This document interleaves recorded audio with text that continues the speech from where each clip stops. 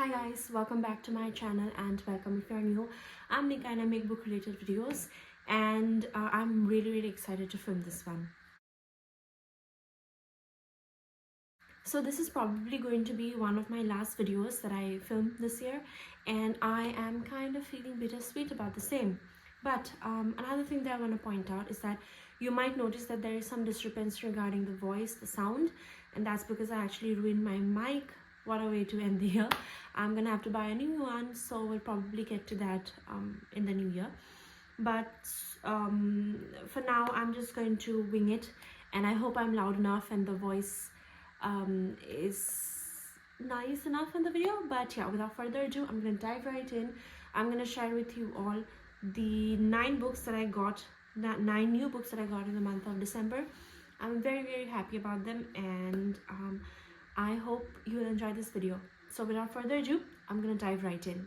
Alright, firstly, I want to start with the book that I have actually just read and rated 5 out of 5 stars, and that is The Assamese, A Portrait of a Community by Sangeeta Borua Pisharutti.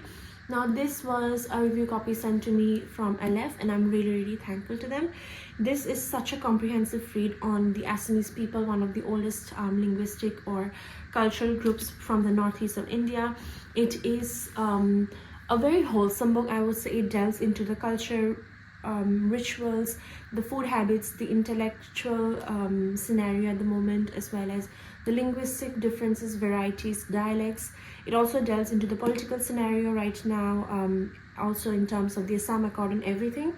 I think this is a book that should eventually find its way to every, firstly every Assamese shelf, and then, you know, throughout every Indian shelf, because I feel as a person from the northeast, we have been ignored long enough. But I have to say that people are getting rid of their ignorance, as am I. That is why I'm educating myself more on my background, and yeah, that's all I'm gonna say.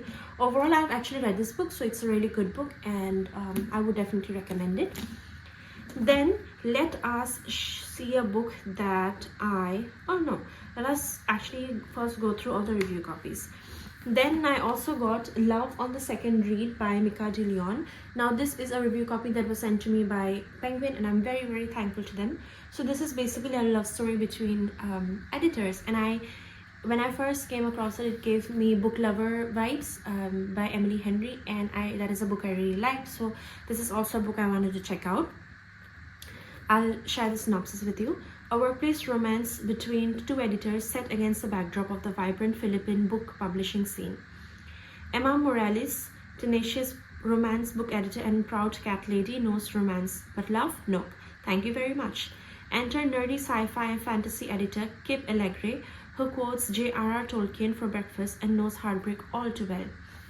When Emma gets a career-changing sci-fi romance manuscript which may just save their publishing house from folding, she knows she must work with Kip if she wants to succeed.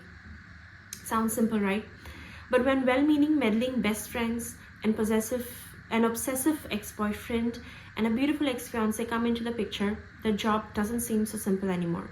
What starts out as a friendly, flirty, literary smackdown between Emma and Kip grows into something deeper than either of them had signed up for.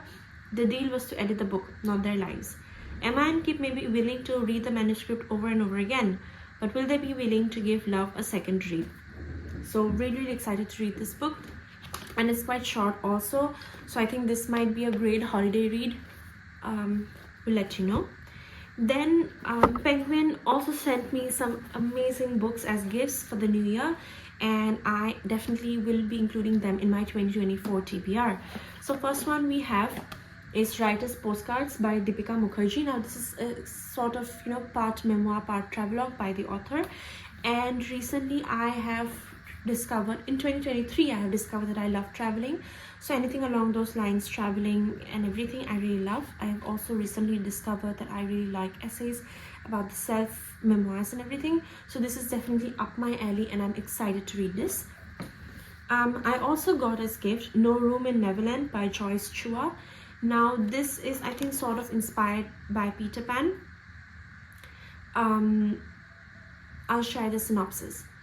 All Gemma Young remembers of her childhood are her regular visits to the idyllic imaginary Neverland before her mother fell sick. When Gemma meets Cole, a disenchanted boy who stirs up more than just memories of her adventures in Neverland, she begins to piece together her half-forgotten childhood.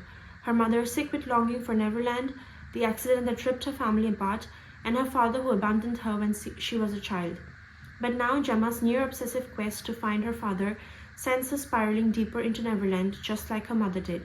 As the boundaries blur between the real world and Neverland, Gemma must sift through fact and fiction, discern between truth and make-believe, to find out what happened to her mother and rebuild a new life with her father.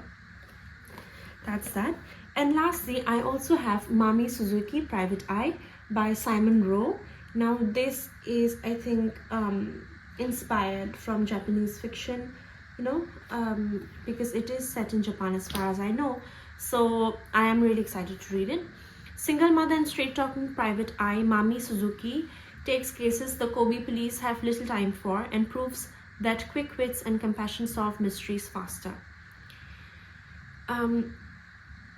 From the Kobe wharves to the rugged Japanese seacoast, the subtropics of Okinawa, and a remote island community in the Seto Inland Sea, each new adventure ends with a universal truth, that there are two sides to every story of misfortune. So, yeah. I think this is a collection of different mysteries that occur, and we have this one private investigator, Mami Suzuki, who figures out the reality, or who gets to the truth of the matter. There are 4 different mysteries: Pearl City, Land of the Gods, Sounds of the Tide, Isle of Cats. So, and the cover is also very, very interesting. So that's that. Then I bought this book, The London Seance Society by Sarah Penner, because I saw Gayatri put up a story that this was on sale at the moment, and I was like, why not buy a hardcover for just 75 rupees? So that's what I did. It has got elements of supernatural, of mystery and everything. There's also sapphic romance, so you can definitely check it out. It's set in, I think, 1870s London, Paris, and there is basically a mystery occurring, and we have this seance medium who's trying to figure out what happened, who killed these people. She basically brings murderers to justice. This is a very interesting premise, and that is what I believe when I went in. I have read this book, and I'll surely be sharing my thoughts in a wrap-up video, which you can definitely check out, and I'll sure it'll come up soon. But yeah, this is another book that I got. Then I recently went to Chandni Chowk, and I discovered that there is another section which deals only in books, and that is where I got these 2 books as second-hand books. The first one is The Pot of Gold and Other Plays by Platos, and I have never read Platos before. This has The Pot of Gold, The Prisoners, The Brothers Menechmus, The Swaggering Soldier, and Pseudolus. I have not read any of his works before, but this is mostly comedy. He's one of the most famous comic writers of the Roman world, so I really want to read this. And then I also got the Silapatikaram, which is a famous epic from India, from South India. As far as I know, this is from the Sangam literature timeline. This is the tale of an anklet, and I am very excited to read it. I love these editions because these have some introductions which give you a background of the actual content, and it's also always very good for beginners, since I'm a beginner to both of these, to have an overview of the where, the how, the when, the basic details. So lastly, one of my friends on Bookstagram, Ria, you might know her as the Hungry Reader, she was getting rid of some books, and I decided to get this book from her. This is Magpie Murders by Anthony Horowitz. This is mystery, that's all I know, and that is why I got it. However, for your sake, I'll share the synopsis from the back. Editor Suzanne Ryland has worked with best-selling crime writer Alan Conway for years. Readers love his detective Atticus Punt, a celebrated solver of crimes in the sleepy English villages of the 1950s. But Conway's latest tale of murder at Pye Hall is not quite what it seems. Yes, there are dead bodies and a host of intriguing suspects, but hidden in the pages of the manuscript lies another story, a tale written between the very words on the page, telling of real-life jealousy, greed, ruthless ambition, and murder. So I'm excited to read it. kind of thick, but yeah. So those are all. Time for a thumbnail. So those are all the books that I got in December, and today is actually the 27th of December, so I'm kind of hoping I will definitely control myself and not buy any more books until the 1st. And in the meanwhile, if I get any more new books as book mail or anything like that, I'll be sure to include them in maybe the January book haul. But that's it for today. I hope you had a good time. Let me know if you have any of these books in your TBR, or if you've read any of these books. And if you don't know what to comment, then you can just leave some emojis down below in the comments. Yeah, that's it for today's video. I hope you had a good time. I certainly did, and I feel so bittersweet. This is the last book haul of the year. I mean, everybody says it, but the year surely does pass very fast.